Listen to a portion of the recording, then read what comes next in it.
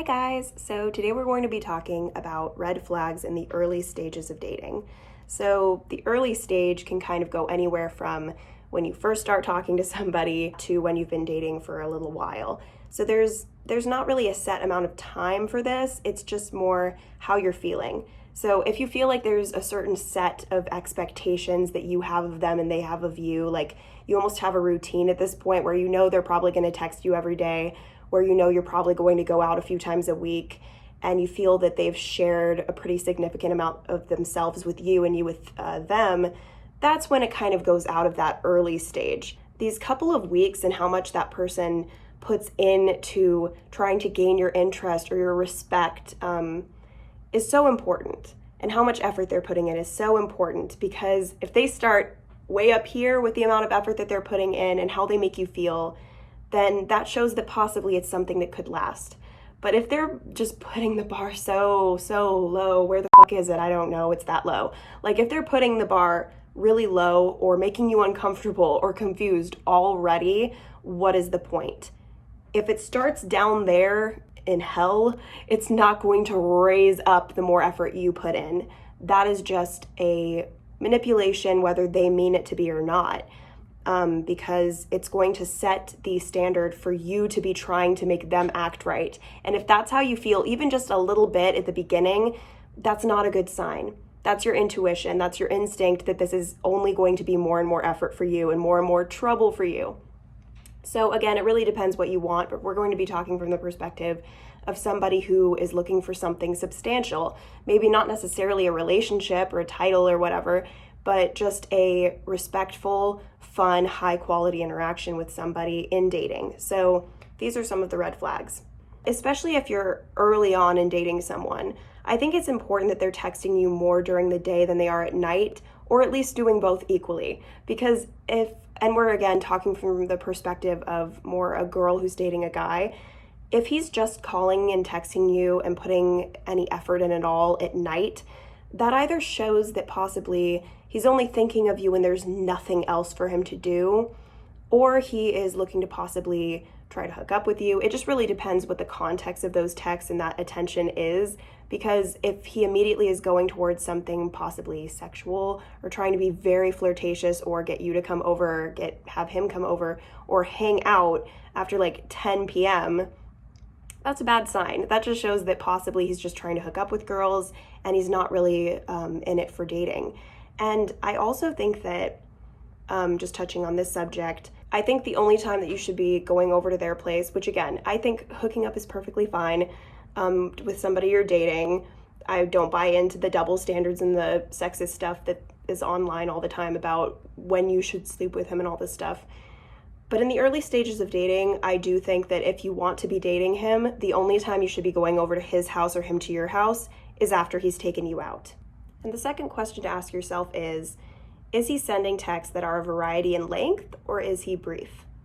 Now, you shouldn't expect him to always send you a novel-long text, but if he's always just sending you one-word messages, it just shows a lack of interest. So is he trying to maintain your interest in him and trying to show you his personality? Or is he just kind of being jaded and you're doing most of the talking?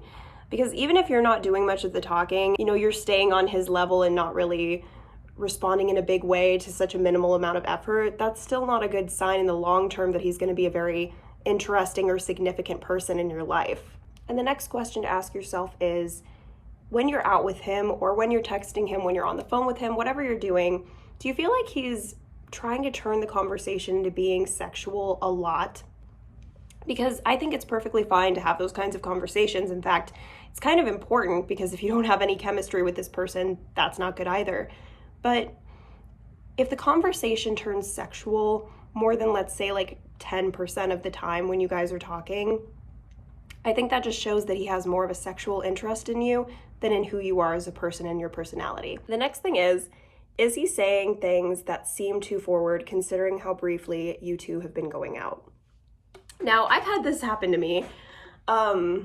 Someone I had only been going out on a few dates with was saying that they thought they were falling in love with me and that they wanted to take me to Germany and France after 2 dates and go on a trip to Europe with me in the wintertime.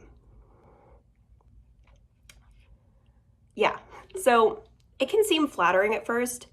And this person was really attractive and had a lot of things going for them. So I'm kind of like, why did they feel the need to say these things? It can be because they think that will kind of win you over because they're saying such serious, extreme, kind of loving things to you prematurely. Because I think we're used to people taking things too slow or not at all, or just, moving at the average pace. But really, it's something that's wrong with him. Most of the time. Maybe not 100% of the time, but most of the time it's either because he's really desperate or has been under an unusual amount of some kind of trauma or stress that's leading him to want to get into something serious way too quickly. Or they are in love with the idea of love. They want to just skip all of the beginning steps that are vital in order to have stability with one another. And they just want to go straight to the excitement. And that can also mean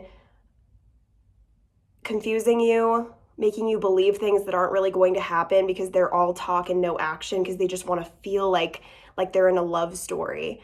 But they don't actually have the stability, the state of mind, or the knowledge of who you really are as a person, or if you both work well together to make those things actually happen.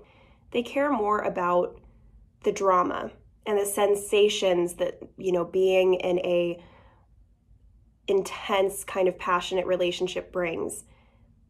But they don't want to instead focus on getting to know you fully so that when they do give those things to you, it's who you truly are on a deeper level. If they're just choosing to give those things to you based on the superficial, based on the short term, it can be exciting and it can feel far more flattering than when people are doing what I listed before this, but it's still equally toxic. And I think that's the problem with the way women view relationships or view dating is they just automatically think the more extreme this guy is with me, how much he's showing he likes me and wants me, the better. But really, there has to be a balance, and it's not as exciting as Twilight or 50 Shades of Grey, but it's going to be based on you when he gives you anything that he gives you. The last one is he making you feel good about yourself? When you're dating somebody, it can go an endless number of ways. You guys could end up becoming friends and nothing could really come of it.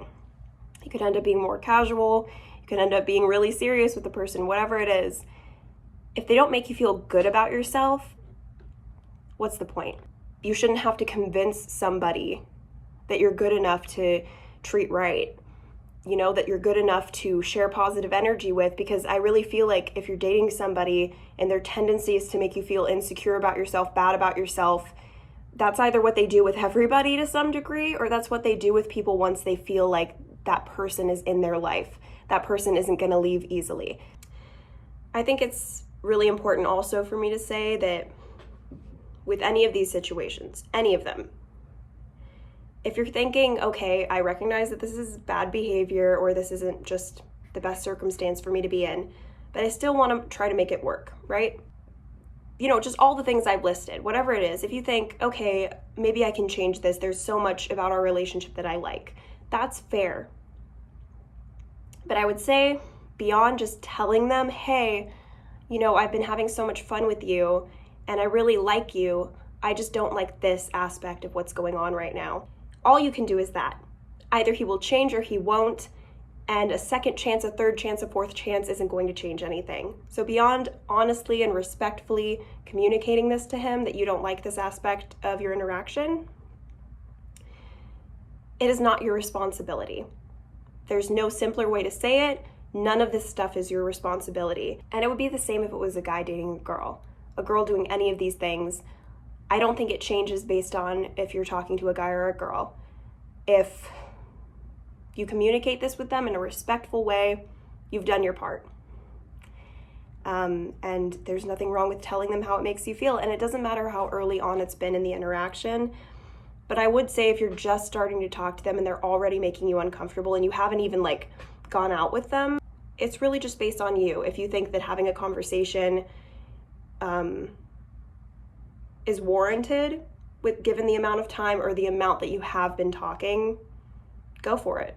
People aren't going to change unless they decide to, and usually it will have nothing to do with you. Their behavior has nothing to do with you, and whether or not they change has nothing to do with you. So yeah, that's all for this one, and I hope you guys took something positive from it or something helpful. So I hope you guys have a great day, and I will see you in the next one. Bye. Oh my god, the fucking thing on my tongue. Oh, my fucking dog.